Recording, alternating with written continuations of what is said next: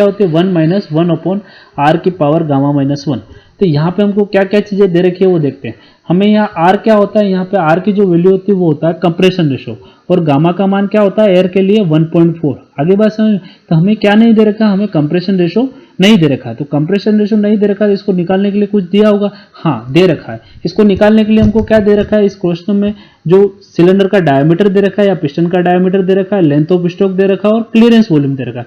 इन तीन पैरामीटर की हेल्प से हम क्या निकाल सकते हैं, कंप्रेशन रेशो निकाल सकते हैं। कैसे निकालते हैं, देखो जो कंप्रेशन रेशो होता है वो total volume upon clearance volume होता है। टोटल वॉल्यूम मतलब clearance volume plus swept volume divided by clearance volume.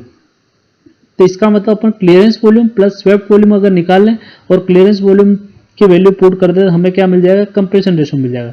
तो क्लियरेंस वॉल्यूम की वैल्यू कितनी दे रही है, क्लियरेंस वॉल्यूम तो हमको दे रहेगा 2.78।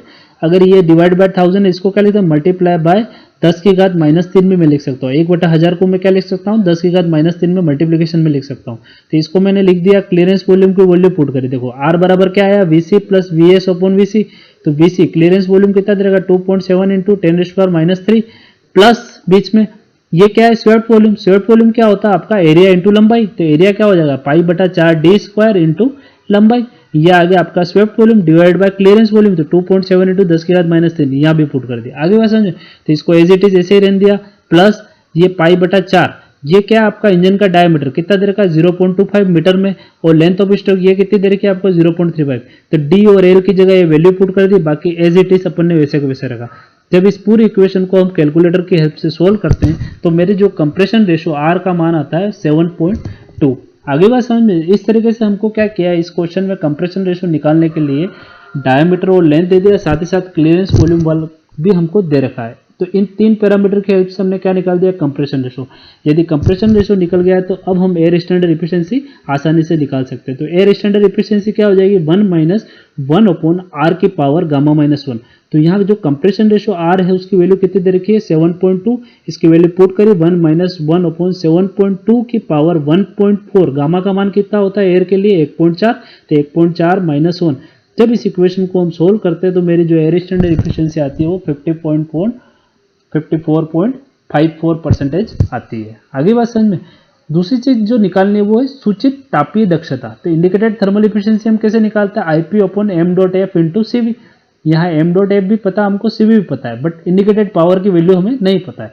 तो इंडिकेटेड पावर कैसे निकालते हैं, तो इंडिकेटेड पावर हम कैसे निकालते हैं, PMI into A into L into K divide by 60। अब ये जो इंजन है वो क्या है, द्विस्ट्रोक है, 2 स्ट्रोक इंजन है। तो यहाँ K की वैल्यू क्या हो जाएगी, N हो जाएगी। इस वजह से इंडिकेटेड पावर का फॉर्मूला क्या होगा, PMI into A into L into N divide by 60। तो यहाँ पे PMI मीन इफेक्टिव प्रेशर का जो वैल्यू है वो कितनी दे रखी है, प्रश्न में दे रखी है, ये 5.5 बार। तो इसको न्यूटन पर मीटर स्क्वायर में बदला क्या गया, 5.5 इंटू 10 की घात 5 न्यूटन पर मीटर स्क्वायर। इसकी वैल्यू यहाँ पुट कर दी। एरिया, जो पिस्टन का एरिया है वो क्या होता है, π/4d²। तो π/4 तो अपनी जगह है, और d जो पिस्टन का या सिलेंडर का जो डायमीटर वो कितना दे रखा अपन को, 0.25। तो इसका स्क्वायर कर दिया तो एरिया निकल गया। लेंथ ऑफ स्ट्रोक आपको 350 mm या 0.35 मीटर हमको दे रखी है, तो ये पुट कर दी।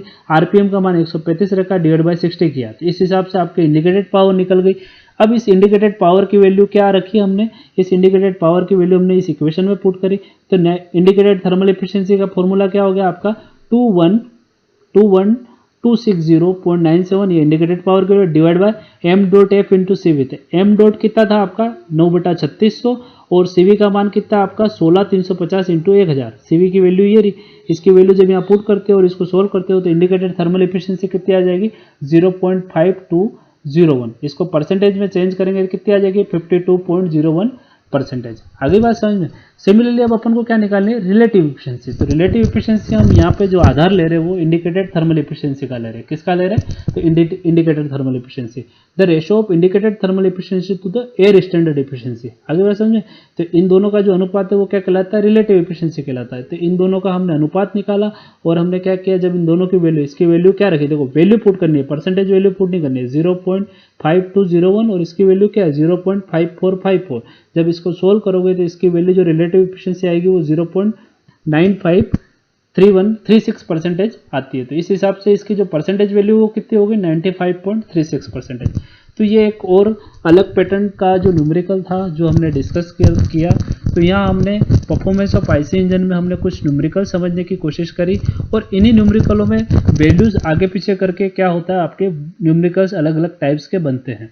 आशा करता हूँ आप परफॉर्मेंस ऑफ आईसी इंजन और इस पे बेस्ड न्यूमेरिकल अच्छे से समझ पाए होंगे। धन्यवाद। जय हिंद, जय भारत।